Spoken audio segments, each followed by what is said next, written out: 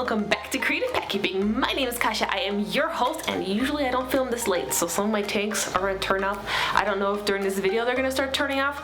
We'll see. But in today's video, I am gonna talk about two things. First, I am going to talk about what happened at AquaShella Chicago and how I sold some of my bettas, and then I will show you the aquascape that I had the privilege to work on for the Creator Challenge. That was so much fun, and I filmed a bit of the process of what I did this time, and you can see what I worked on, so definitely stay tuned for that part. Right now I'll talk about what happened with the baby bettas. I couldn't really bring my bettas to be sold at the MB Bettas booth because he ended up not coming to AquaShella Chicago, so my backup plan was just to bring a few in a cooler to sell to some of you guys that watch my videos. Now, I did keep the cooler kind of hidden because I wanted to make sure that the baby bettas get sold to only you guys that watch the videos, and I thought that would ensure that they don't get sold out, and that way you guys have a better chance to get them.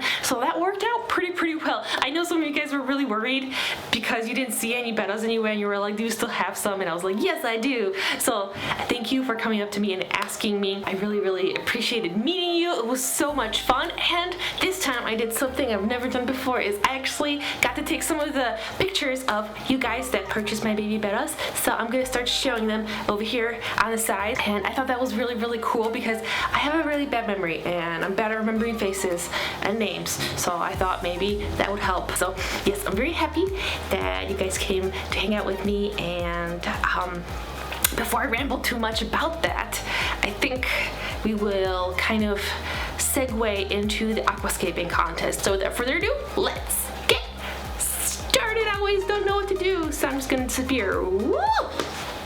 I almost tripped on a chair this time. It's scaping time. So here I started off with experimenting with some petrified wood, when then I discovered another type of rock that I have never tried before. So I'm going to show this on screen now. Pew pew pew. And this rock really reminded me of the rock formations that I saw in Utah when I was on my road trip. So I wanted to create a Utah inspired kind of desert-like scape, and that would kind of be flooded, so it looks like it got flooded and now they're magically fish in there. That was kind of the story that I wanted to create behind this, because when I talked to Joanna from the Smallscape, she said that when you create an aquascape, it's good to have a story behind the scape, so that's what I was trying to do. And while I was experimenting with the placement of the different rocks, I thought it might be really cool if I create a little tiny waterfall that would the water would cascade from the filter down into the rocky scape. So here I am using some cottons as well as some glue to glue some of the rocks together. People are stopping by asking me questions and chatting with me, which was super fun, and giving me suggestions. And unlike the previous scaping competition that I participated in, this one there was not an hour time limit. I got to spend kind of the entire day taking my time and really experimenting. I think having more time really lets you think about your scape, and I think it gives you opportunities to create a much different setup as you kind of experiment with the placement of different rocks and later on plants and just all the materials that you get to use. One of the other really cool things is that we got to share some of the materials with the big aquascaping competition, which meant that this was, for my first time ever, an opportunity for me to really be able to use a ton of materials that I have not had the ability to use before. There were definitely pros and cons to this, because in some ways it was a little overwhelming to have so many choices to choose from, and I just kind of wanted to use everything. So it was very difficult for me to limit myself, because this was a really little tank. There was not a whole lot you can fit in there, but there was so much that we can choose from. But I tried to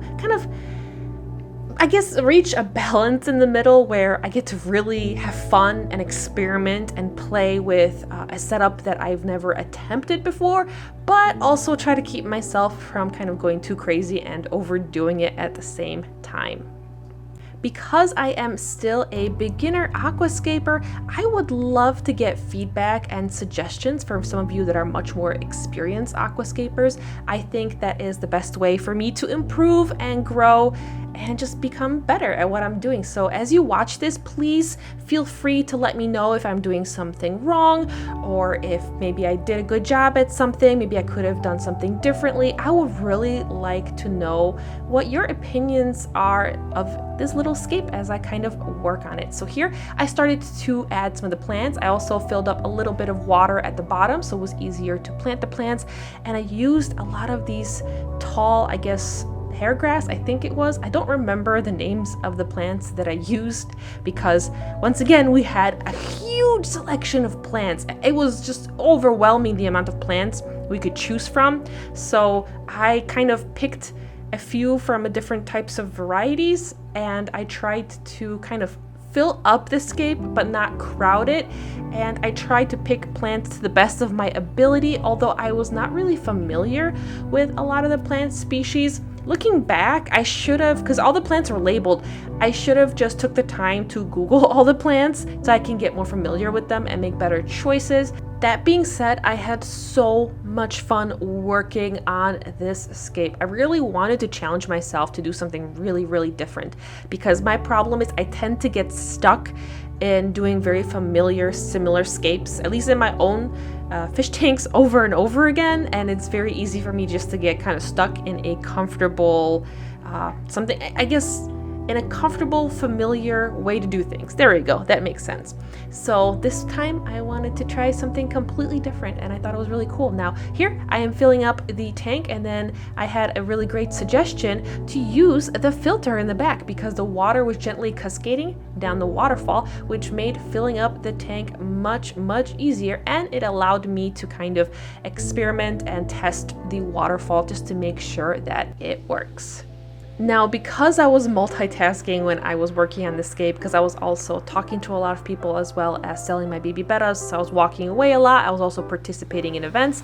All I did was film these 2 clips of me testing that the waterfall works, and then afterwards I did end up adding some moss in between the rocks to give this a more aged look.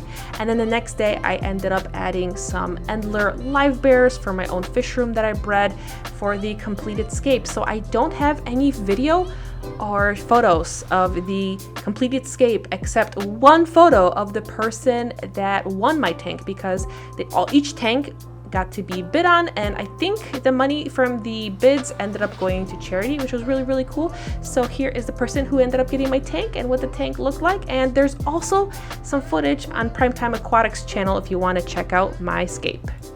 So thank you for watching my video. I hope that you enjoyed it. If you did, be sure to give this video a thumbs up, and yes, I will be updating you on the baby bettas as they continue to grow up.